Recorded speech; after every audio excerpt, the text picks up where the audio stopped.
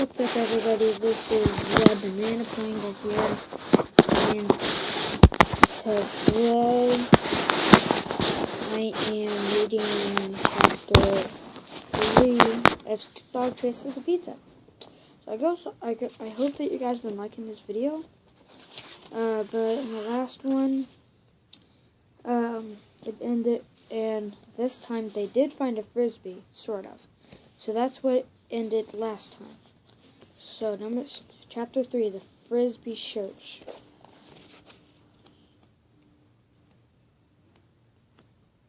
Hold on. I'll read here in a minute.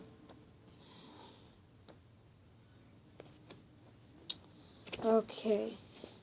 So, yeah, the dogs ran all over the place to search for a frisbee, and in no time they were back. Stick Dog began to quiz the others and survey the results. "I didn't have any luck," said Stick Dog. "How about you guys?" "I found one," explained Poo Poo. "It's rubber and it's a circle and everything." That, said Stick Dog, looking at what Poo Poo had. "It's a bicycle tire. It's too big and flimsy and hollow in the middle. It won't glide in the air at all." "Oh, where'd you get it?" "I chewed it off the middle thing over there," answered Poo Poo as he pointed. "See that thing with the wheels and the handlebar and the cushy seat? I chewed it off that." "That's a bicycle," sighed Stick Dog. Poo Poo looked at Stick Dog with a confused expression. "It's a bicycle? Why is that girl pushing it instead of riding it?" Stick Dog closed his eyes in memory, and then he opened them and answered, "It's missing a tire." Poo Poo looked over at the girl struggling to push her one-tired bike home from the park. "Geez, that's too hard." Stick Dog turned to Stripes. "Did you find a frisbee, Stripes?" "Yes, I did," mumbled Stripes. "Great job. Where is it at?" Stripes began to look all around himself on the ground. She looked around her front paws and back paws and underneath her belly. "I know I have it here somewhere," she mumbled again. Stick Dog said, "You're talking funny. Is there something in your mouth?" Stripes popped open as if she just remembered something. She nodded. "It's the frisbee," she said, nearly and dibbly. Stick Dog decided not to ask how an entire frisbee could fit inside her mouth, and simply said, "Let's see." Stripes lowered her head, opened her mouth, and sort of flung something toward Stick Dog. It clunked.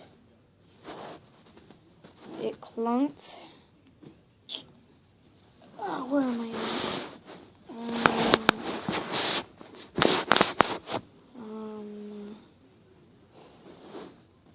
It clanked a bit, but when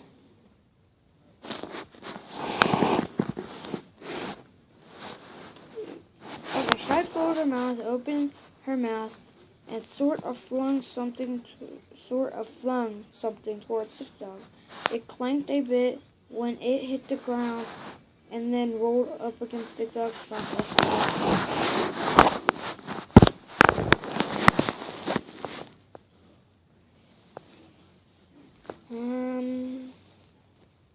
Stick Dog looked down at it, but didn't look back up.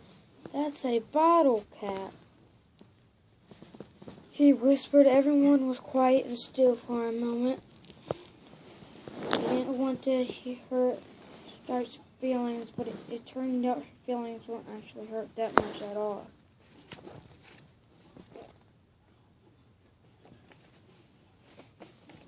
It may look like a bottle cap to you, Stick Dog said Stripes, but to a mouse, that so-called bottle cap would make an excellent frisbee. So if you really think about it, I did in fact find a frisbee. You have to admit I'm right for a certain perspective. You may from a mouse perspective, that's right, Stick Dog. Stick Dog stared at Stripes for a single second, and then he sighed. Okay, Stripes, you're right from a certain perspective. Next time, please try to be a little more specific in your request, Stripes added. I'll do that, said Stick Dog, trying not to roll his eyes. He then turned to Mutt. But did you find anything? Boy, did I. I was hoping you would ask me that next, said Mutt. He then did the most usual thing. He spread out his legs, took a deep breath, and shook. There was a clonking, jiggling, noisy racket as things fell out of Mutt's fur all about him.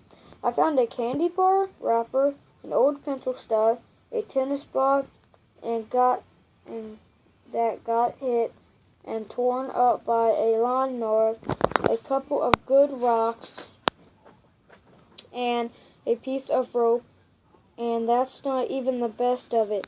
It's the best of it, a frisbee, asked Stick Dog. It's an old gray sock, Mutt explained. I love these things. I'm going to keep it forever. I mean, you know, until I swallow it. But we were supposed to be looking for a frisbee, said Stick Dog. Oh, Mutt replied, but he truly didn't seem to care. He was very, very excited about the dirty old sock. I didn't find one of those. At least. Stick Dog turned to Karen. I think I found just the thing, she said. Before Stick Dog could even ask, she dropped a flat cardboard circle on front of him. It's not exactly a frisbee, said Stick Dog. He paced around the circle on the ground,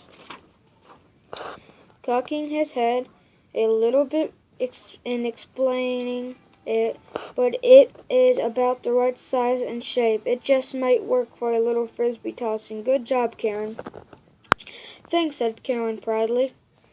I really am quite an excellent now that I come to think about it. Let's give it a try. Run out a little bit, Karen, and we will see if this thing flies.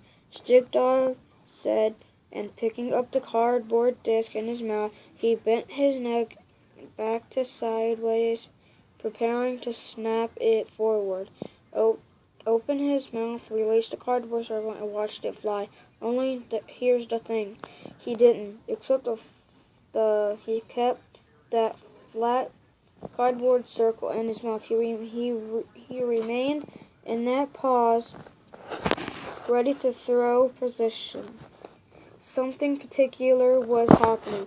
Karen came running back, and Poo-Poo, Mutt, and Stripes all gathered around Stick Dog. What is it? Stick Dog asked Mutt. Are you hurt? Asked Stripes. Thankfully, Stick Dog wasn't hurt, but he was surprised about something. Very surprised. Okay, there is chapter 3 of the book. This is the third chapter I read today. So I hope you guys liked this video, and remember to like, subscribe, comment, and see you guys next time. Bye.